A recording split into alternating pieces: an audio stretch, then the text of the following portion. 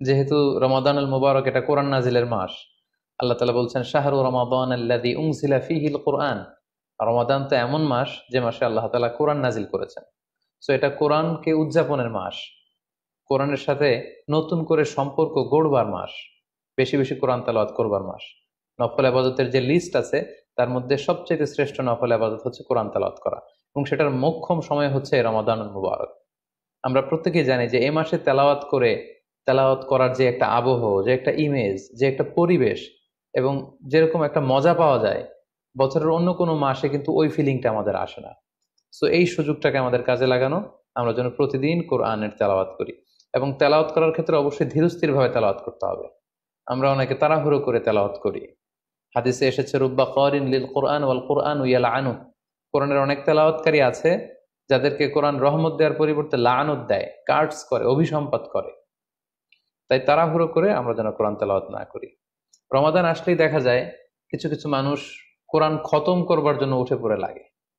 কেউ 5 খতম, 7 খতম, 10 খতম দেওয়ার জন্য প্রতিযোগিতা করে খতম দেয়। ফলে খুব দ্রুত তারা কোরআন তেলাওয়াত করে। এটা ঠিক না। খতম দেওয়ার জন্য উঠে পড়ে লাগা উচিত হবে না, বরং আপনি ধীরস্থির ভাবে তেলাওয়াত করুন। সেই হিসেবে শুরু থেকে শেষ পর্যন্ত একবার করে যদি আপনি 1 খতম দিতেও পারেন সেটা ভালো, আর দিতে না পারলেও আপনি ধীরস্থির ভাবে তেলাওয়াত করে সেটার সওয়াব আপনি ইনশাল্লাহ পাবেন।